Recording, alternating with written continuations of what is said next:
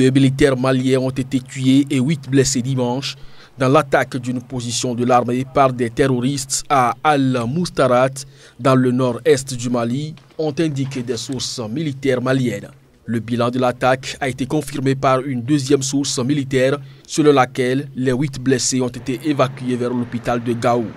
Selon une source de sécurité malienne, l'attaque a été menée par les terroristes qui veulent pousser l'armée à quitter la localité stratégique d'Al-Moustarat, située à environ 160 km au nord de Gao, la plus grande ville de la région. Cet assaut survient 5 jours après une autre attaque le 2 mai dans la région de Ségou au centre, qui a fait 9 morts et 5 blessés parmi des soldats maliens. Le 3 mai dernier, un camp de l'ONU à Tombouctou au nord-ouest a été visé par des tirs d'obus qui ont fait 1 mort et 9 blessés parmi les casques bleus, selon la mission des Nations Unies au Mali.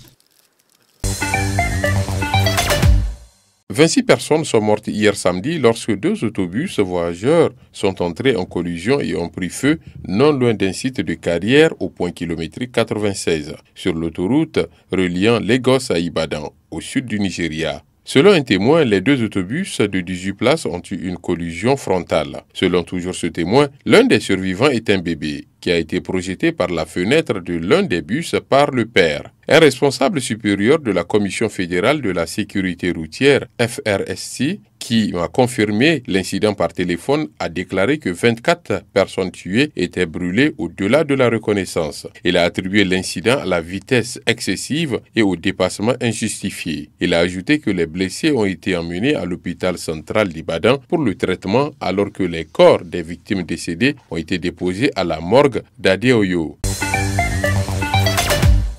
Muhammadu Buhari, le président nigérien, repart à Londres pour de nouveaux examens médicaux. Sur la durée de ce nouveau séjour en Grande-Bretagne, aucune indication n'a été donnée. Elle dépendra, cette durée, de ce que diront les médecins, a déclaré le porte-parole de la présidence nigériane, Femi Adesina. Dimanche matin, lors de son apparition au milieu des 82 jeunes filles de Chibok libérées la veille, il apparaissait très maigre et affaibli, ce qui a davantage retenu l'attention et fait enfler la polémique sur son état de santé réel. Buhari a déjà passé 8 semaines à Londres pour raisons médicales avant de revenir au pays début mars. Une présence physique qui a permis de mettre un terme aux rumeurs les plus folles sur sa santé. La question de la santé du chef de l'État au Nigeria est sensible depuis qu'en 2010, le président Umaru Yar'Adua est décédé de problèmes rénaux longtemps cachés au grand public. Une situation qui avait en son temps induit des mois d'incertitude politique. Vivre le même scénario hante douloureusement le peuple nigérian. Si d'aventure, le président Buhari ne devrait plus exercer le pouvoir et serait normalement remplacé par le vice-président Yemi Osinbajo jusqu'à la prochaine élection prévue pour le mois de février 2019.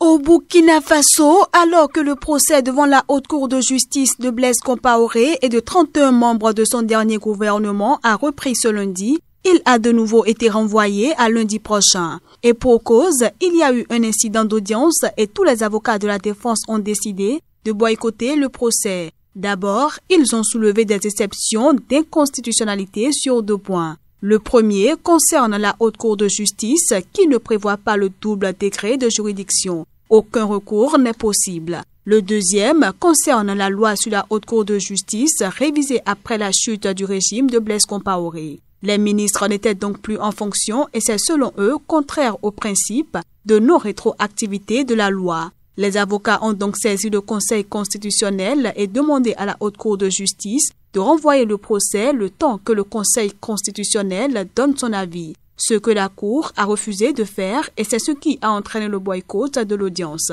Mais à sa reprise, la Haute Cour a donné jusqu'à la fin de la semaine aux accusés pour qu'ils trouvent de nouveaux avocats. En République démocratique du Congo, un collectif d'une trentaine d'ONG a lancé lundi une campagne sur l'ensemble du pays intitulée « J'aime le Congo, j'exige les élections en 2017 ». D'une durée de 15 jours, elle sera marquée la période de campagne par le port des couleurs nationales. Le but, faire pression sur la classe politique pour obtenir des élections au plus tard fin décembre de l'année en cours. Pour impacter le plus grand nombre de personnes, les organisateurs ont pensé y associer la diaspora congolaise à travers le monde. Pour Jean-Claude Katende, l'un des acteurs de l'initiative, il est un constat que la classe politique ne veut pas aller aux élections. Ceux qui sont au pouvoir veulent y rester par d'autres voies que les élections et ceux qui veulent entrer au gouvernement veulent y entrer par d'autres voies que les élections. Il faut donc les contraindre à agir dans la légalité. Si quelques mois plus tôt, majorité et opposition se sont entendus sur un accord de sortie de crise, les principes de base n'ont presque jamais été rigoureusement respectés. La trentaine d'ONG n'entend pas alors être prise au dépourvu. Les élections doivent pouvoir se tenir cette année. Outre la campagne, les ONG de défense des droits de l'homme prévoient d'initier d'autres actions d'envergure allant dans le même sens. En Somalie, un attentat à la voiture piégée à Mogadiscio, perpétré par les insurgés islamistes Shebab, a fait au moins 6 morts et une dizaine de blessés ce lundi après-midi. La voiture piégée a explosé à proximité immédiate d'un café italien situé dans la rue Maka al-Mukarama, une artère très fréquentée du centre de la capitale somalienne et qui mène au palais présidentiel. Dans un communiqué posté sur un site internet qui relaie habituellement leurs messages, les islamistes radicaux Shebab, affiliés à Al-Qaïda, ont revendiqué l'attaque. Selon le dit communiqué, un haut gradé a été tué dans l'explosion. Mais cette information n'a pas pu être confirmée de sources indépendantes. Mi-février, les Shebab avaient menacé de mener une guerre sans merci contre le nouveau président Mohamed Abdullahi Mohamed.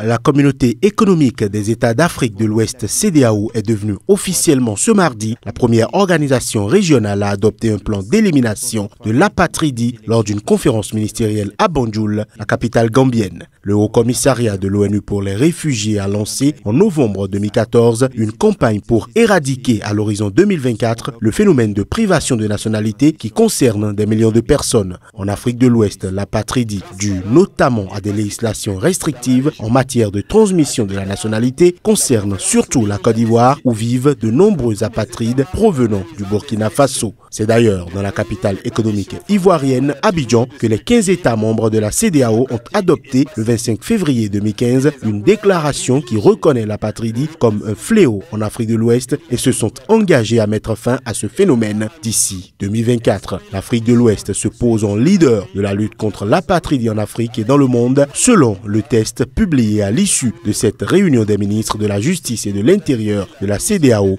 qui compte 330 millions d'habitants. Le plan d'action régional adopté mardi doit encore être entériné par les instances de la CEDEAO pour devenir un document légalement contraignant pour les États membres.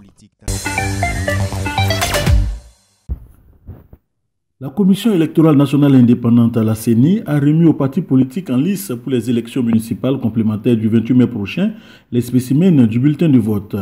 Les partis politiques et regroupements d'indépendants inscrits pour le scrutin peuvent désormais disposer des spécimens dans le cadre de la campagne électorale qui s'ouvre ce 13 mai. Pour les 19 communes qui sont en jeu, il y a 21 partis politiques et un regroupement d'indépendants. La commune la plus disputée, c'est l'arrondissement 4, où il y a 16 partis politiques et un regroupement d'indépendants. D'ailleurs, c'est dans la seule commune où il y a un regroupement d'indépendants. Des tensions et des contestations dans ces communes ont conduit à la reprise des élections. C'est pourquoi la cérémonie a été l'occasion d'interpeller tout le monde au sens de la responsabilité dans un environnement de renouveau démocratique. L'élection, ce n'est pas la guerre, c'est un grand moment de fraternité.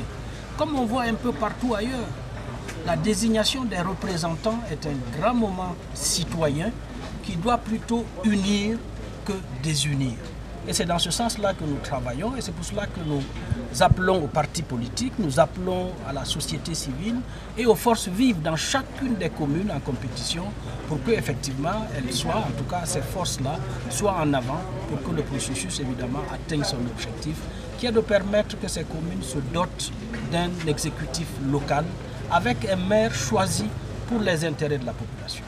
Le 28 mai prochain donc, ils seront au total 281 232 électeurs à être appelés dans 889 bureaux de vote pour élire les conseillers municipaux dans les 19 communes concernées.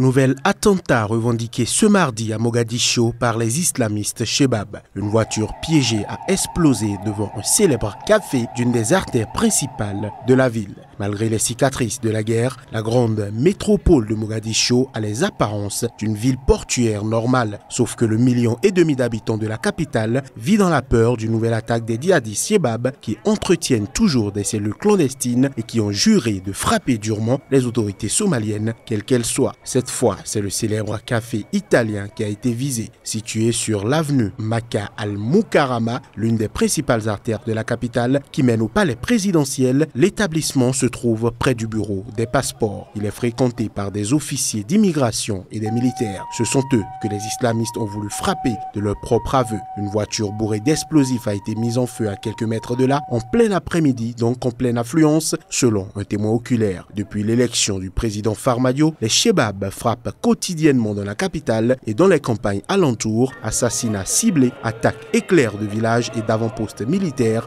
au but de mortier près du palais présidentiel, mine qui explose au passage des convois militaires. Début avril, un kamikaze avait d'ailleurs manqué de tuer le nouveau chef de l'armée somalienne qui venait à peine d'être nommé avec pour mission de libérer les territoires encore occupés par la branche somalienne d'Al-Qaïda.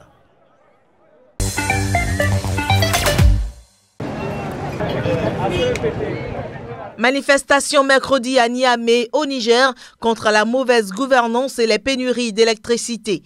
Le mouvement ayant été interdit, les forces de l'ordre nigériennes ont dispersé à coups de grenades lacrymogènes les manifestants. La manifestation avait été programmée par un collectif de la société civile. Et vous savez que le maire central de Niamey a pris un arrêté pour dire qu'il interdit toute manifestation les jours ouvrables et surtout dans les soirées. Mais il n'a aucun droit de faire ça parce que le peuple s'est librement donné ça dans la Constitution. Et donc je pense bien qu'un droit ça s'arrache. Les populations doivent se mobiliser pour imposer un esprit démocratique à ces autorités-là qui nous gèrent, pour imposer effectivement l'esprit de l'état de droit ici au Niger. Nous avons notifié l'interdiction, mais tardivement avec une raison fallacieuse, c'est-à-dire trouble à l'ordre public. Trouble grave à l'ordre public. Est-ce que nous, en tant qu'acteurs de la société, nous sommes là pour troubler l'ordre public? Nous avons suivi les voies légales. Nous avons déposé une déclaration de manifestation. Et surtout que la Constitution n'a jamais demandé aux autorités d'interdire une manifestation. Pour rappel, les autorités municipales de Niamey avaient interdit par un arrêté en janvier toute manifestation de rue durant les jours ouvrables.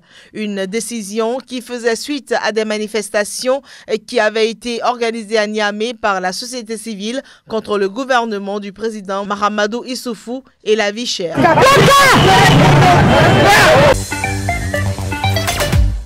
Au Tchad, 9 militaires camerounais du groupe d'intervention rapide et 2 civils ont été arrêtés par l'armée tchadienne dans la région de Mayo-Kébiest, frontalière avec le Cameroun et située à près de 300 km au sud de N'Djamena, la capitale. La patrouille camerounaise avait pris en chasse 4 hommes qui s'étaient emparés d'un troupeau de 26 bœufs. À la poursuite des voleurs de bétail, elle a franchi la frontière non matérialisée. Les forces tchadiennes se seraient par la suite lancées à sa trousse. La course-poursuite s'est par la suite terminée par l'arrestation des Camerounais sans résistance aucune.